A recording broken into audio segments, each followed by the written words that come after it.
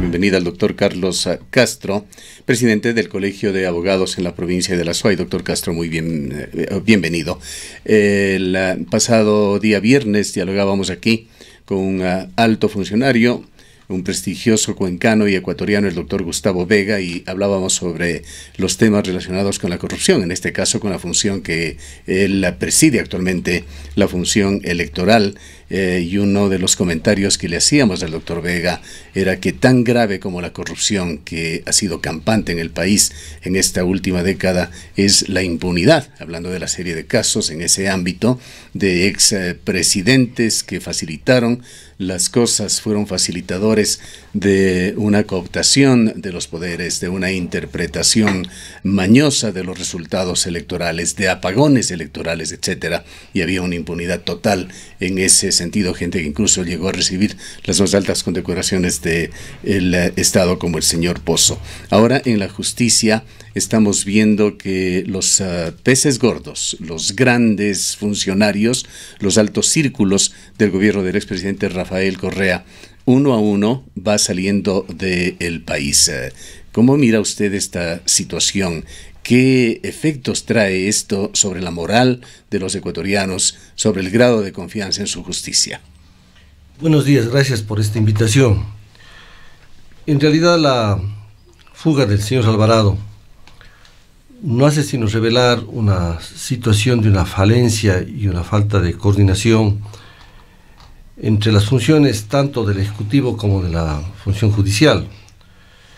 En este caso tiene que investigarse las omisiones, la falta de previsión, tanto de la justicia, sí, efectivamente, pero también del Ministerio de Justicia del Gobierno Nacional, que no tuvieron la previsión para asegurar y tomar medidas a fin de impedir que este caso se dé. Pero revela también, ¿no es cierto?, la altísima peligrosidad de estos señores que han estado involucrados en el robo de los fondos públicos del pueblo ecuatoriano. Y claro, advertimos que la justicia no termina de convalecer en nuestro país, porque apenas en algo se descuida la opinión pública nacional, empiezan a fallar las previsiones, se enlentece la justicia, no se toman las medidas oportunas para precaver estas situaciones. Y respecto de la ciudadanía, implica un golpe más, la esperanza, la ilusión de que las cosas se reconstruyan en el país viene a menos. Y por otra parte, esto implica una nueva observación al gobierno nacional, porque se ha advertido que el gobierno nacional también ha estado en la encrucijada entre tratar de romper con el régimen correísta, pero también con signos muy grandes de continuidad. De manera que la situación del país es realmente grave. Yo creo que hay desconcierto y nuevamente la pregunta es hasta cuándo y cómo podemos salir de esta situación. Peor, Gustavo, en circunstancias donde cuando usted ve que se tratan de realizar algunos cambios en la función judicial, nos topamos con la sorpresa que ciertos candidatos, no todos, al Consejo de la Judicatura, pues son definitivamente provenientes del correísmo. Como que efectivamente sectores del correísmo a nivel nacional han lanzado una ofensiva y una estrategia para tratar de captar una serie de organismos fundamentales, entre ellos el Consejo de la Judicatura, con lo cual vendrá un segundo tomo de la impunidad en nuestro país y quién sabe que le veamos al expresidente de la República paseándose por la Plaza de la Independencia. Ahora, doctor Castro, el gobierno nacional ha pedido la prohibición de la enajenación de los bienes para los hermanos Alvarado, para sus familias, pero también para otros funcionarios. Creo que son un poco más de 30 funcionarios que, sobre los cuales se habría solicitado estas medidas. Nos preguntamos un poco ahí, ¿es el gobierno el que puede hacer estas peticiones? Son los funcionarios, que además pudimos ver tanto a Paul Granda como a Andrés Michelena, quienes también fueron funcionarios del correísmo de la época del expresidente Rafael Correa. Recordamos a Paul Granda en la alcaldía alcaldía de la ciudad, muy cercano al presidente Rafael Correa, y Andrés Michelena, quien también fue funcionario de la Secretaría de Comunicación en esa época. Entonces, un poco nos preguntamos lo que usted decía hace un momento, ¿no? La gran mayoría de funcionarios que se encuentran todavía junto al presidente Moreno son parte de la administración anterior, y les escuchamos, ayer le escuchábamos a Michelena hacer estas peticiones, ¿no? Unas peticiones de enajenación de bienes para los hermanos Alvarado, para Fernando y su familia, estrictamente, que están vinculados y acusados de peculado y fugado de la justicia, pero también para más de 30 funcionarios más que estuvieron cercanos al correísmo. Sí, efectivamente, la inercia del continuismo, del correísmo, continúa en este país. Eso es indudable. El tema no solamente es de personajes, sino de las conductas que se asumen. Y en general yo he observado una posición a veces diletante en algunos funcionarios del gobierno, sobre que el Ejecutivo está en capacidad de solicitar medidas a la función judicial. Dentro del respeto a las funciones, es obvio que ante esta situación desastrosa del país, el Ejecutivo puede solicitar, pedir a la función judicial que asuma una serie de medidas. El tema es, ¿por qué en este momento? La cultura de la imprevisión en nuestro país es bárbara. Tenía que haberse previsto estas situaciones. E insisto, vemos una altísima peligrosidad de esta gente que tiene todas las agallas y tiene la posibilidad de planificar estrategias para justamente dar las espaldas de la justicia y fugarse del país. Ya no es el primer caso. Aquí habría que añadir que no es esto un asunto de candidez o incluso de, yo diría, una actitud de falta de experiencia quizá de quienes están controlando la justicia y la custodia de estos ciudadanos. Son ciudadanos de muy malos antecedentes. Fernando Alvarado, para recordar algunas de las situaciones graves, muy graves, más allá de la serie de juicios, incluso con peculado del que se le acusan, es el protagonista de un verdadero escándalo en la Academia Ecuatoriana cuando se graduó conjuntamente con su hermano Fernando y sus dos padres con una tesis, si es que así se le puede llamar, y obtuvo un grado de doctor en la Universidad de Loja. Jamás el gobierno de Rafael Correa ni el actual gobierno hicieron siquiera un comentario sobre el tema. Fernando Alvarado es quien dirigió instancias claves en la relación entre la prensa y el gobierno del presidente Rafael Correa. Es el ciudadano que calificó al periodismo como un campo de hierba que crece incontroladamente y describió al Estado como el jardinero que debe podarlo día a día. Esta es la calidad moral de este ciudadano a quien se le descuidó en la custodia cuando estaba cada vez viéndose cercado ya por las acusaciones que le iban definitivamente a llevar a una condena de cárcel. Claro, el hecho es de que precisamente por eso insisto, Gustavo, en la peligrosidad de estas personas, ¿no? Usted ve que en el caso del personaje que estamos hablando, ha sido un experto en la manipulación de la comunicación, pues de la información. Y además cuando ha necesitado de la intimidación de la prensa, del periodismo, hizo lo que le da la gana con la información en nuestro país. Fue uno de los que interpuso algunas medidas en contra de algunos medios de comunicación y de periodistas. Pero por otro lado, mire usted, estos personajes han sido capaces de disponer de una serie de estrategias para justamente burlar a la justicia, para confundir a la opinión pública. El grado de cinismo de estos personajes demuestra justamente esa calidad ética y moral que tienen. El cinismo es una de las condiciones de los delincuentes, el cinismo llevado al extremo.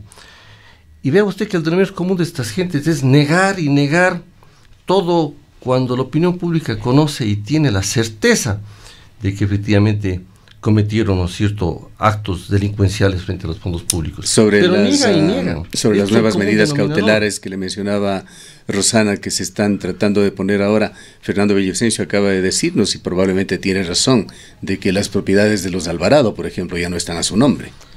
Es que en semejante situación de peligrosidad que tienen, estos toman todas las previsiones del caso. Hace tiempos que se habrán desprendido de todas sus bienes, habrán puesto en nombre de otras personas, y obviamente los fondos estarán en cuentas en el exterior, en fin. Pero Gustavo, hay que decir ya con claridad, a mí me parece que ha habido una falta de decisión mayor, más radical del gobierno para luchar en contra de la corrupción. Inició con un buen ánimo el gobierno nacional y todo el mundo aplaudimos esto de la cirugía mayor de la corrupción. Pero poco a poco, por la práctica, usted puede advertir que esa decisión ha ido decayendo. Hay una suerte de diletantismo del gobierno nacional frente al tema de la corrupción. Tenía que ser mucho más radical. Y claro, en estos temas de la lucha contra la corrupción y en otros aspectos de la vida, lo que manda es la práctica. Usted tiene que jugar por la práctica, por los efectos y los resultados, de que si efectivamente sus discursos se compadecen con la realidad. Y advierto en términos personales de que he visto que el gobierno ha ido decayendo, hay una inercia, una modorra, una falta de decisión para asumir de mejor manera el tema, ¿no es cierto?, de tomar medidas frente a la corrupción. Mire usted, y esto se da en todas las funciones del Estado, en la Asamblea Nacional no se termina de legislar y expedir una ley que fue inclusive un mandato popular para confiscar, ¿no es cierto?, los bienes que estaban inmersos en los actos de corrupción. No tenemos una ley en ese sentido.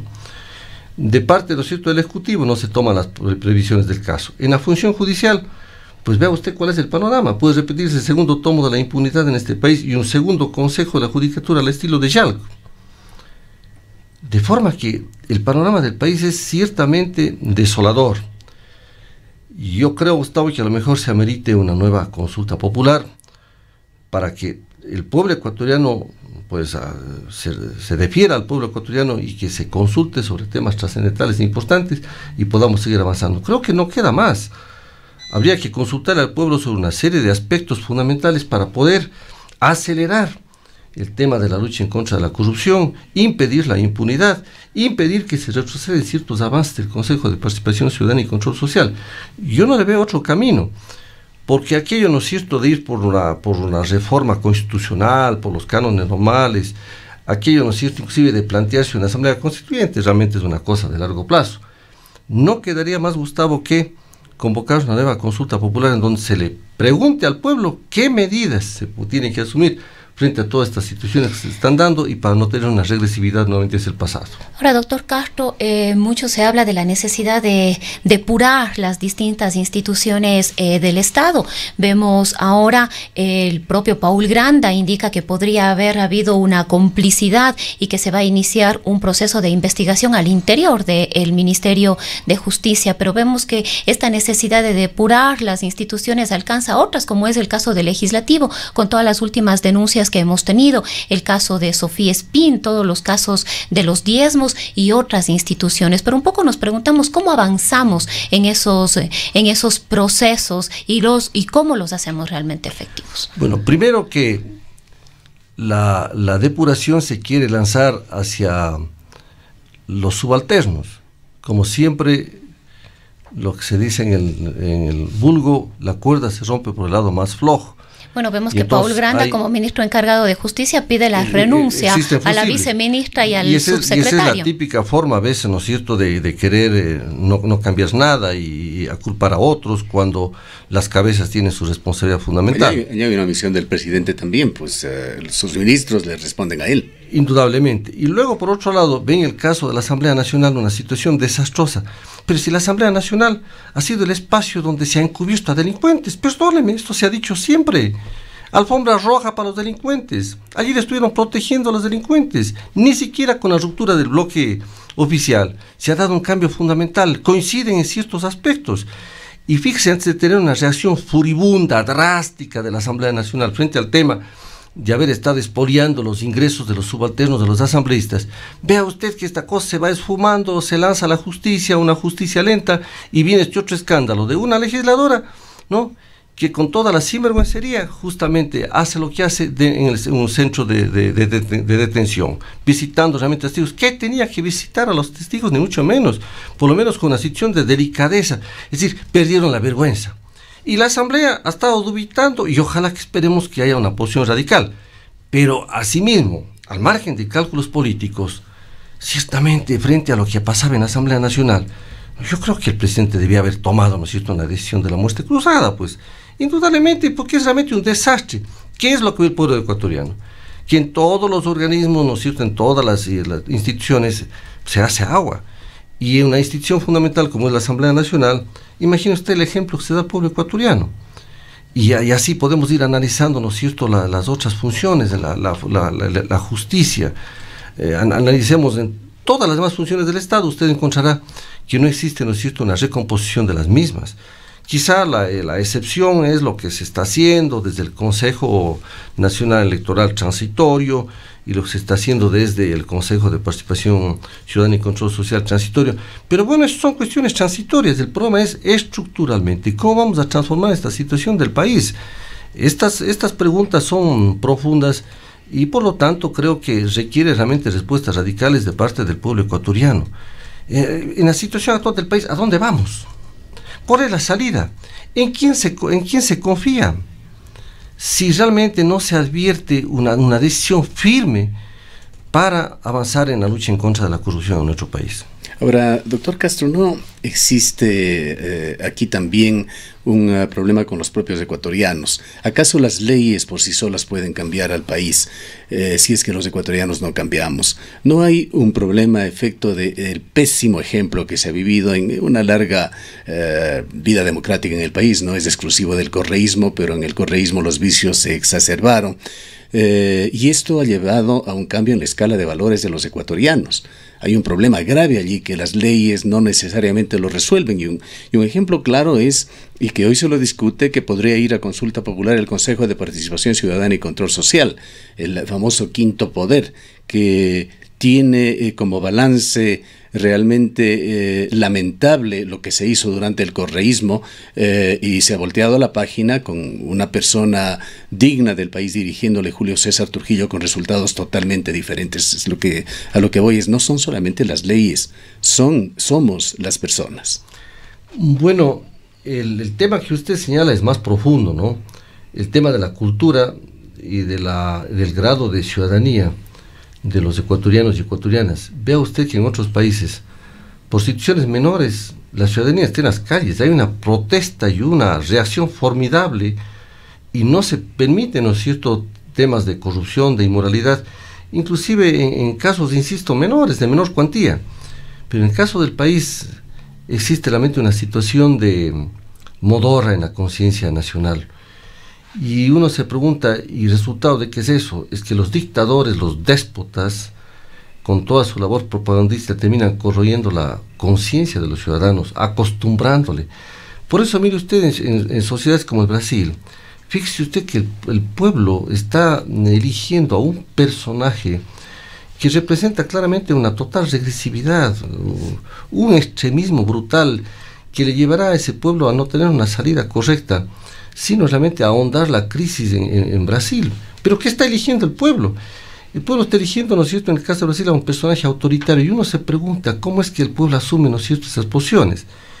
Yo le veo, ¿no es cierto?, que hay que volver, ¿no es cierto?, a las enseñanzas del pasado. ¿Cómo, no es cierto?, ante las crisis de los países, de las sociedades, a veces la respuesta de los pueblos es requerir más autoritarismo? Recuerde usted cómo se instaló el fascismo en el mundo, el nacionalsocialismo, el falangismo en España, el fascismo en Italia. Y hay un preocupante crecimiento de la ultraderecha en los principales países del mundo. Posiciones neofascistas, autoritarias, en el caso del propio ex gobierno del país, del correísmo, un gobierno con tendencias totalitarias, la gente se acostumbra al despotismo, al autoritarismo, creyendo que eso es seguridad. La gente no quiere vivir a plenitud la democracia, los derechos, la libertad, el ejercicio de los derechos ciudadanos. Todo eso existe. Pero también no se olvide, Gustavo, una cosa que siempre insistiré y me ratifico, es que en el correísmo se construyó un Estado para la delincuencia. Insisto, Gustavo, esto que no se quiere entender y que amerita una investigación profunda, incluyendo inclusive investigación de las universidades. En el correísmo no es que se desarrolló una delincuencia institucional o lo que se llama la delincuencia organizada, no. Al propio Estado se le constituyó como una maquinaria para la corrupción, con instituciones y con leyes dispuestas a cubrir el robo. Es la acusación de César Montúfar, claro, la que se investiga, de delincuencia organizada. Pero aún así no, la denuncia de César Montúfar sí más o menos se acerca a esta situación. Pero claro, en la legislación nuestra se contempla hasta el tema de la delincuencia organizada. pero en nuestra legislación habrá que hacer una reforma, mire usted, Gustavo, al ámbito penal, porque este es un caso excepcional en la historia, uno de los casos excepcionales de la historia del mundo, en donde al Estado se le transmueve un aparato delincuencial. Hay una diferencia entre tratar entre delincuencia organizada, institucionalizada, la clásica, y transformar al aparato del Estado en una maquinaria dispuesta para. Es un caso excepcional en el mundo, y eso es lo que hemos vivido los ecuatorianos. Por eso es que tan difícil desarmar este aparato. Por ello es que muchos que plantean la Asamblea Nacional Constituyente, no es que les falte razón.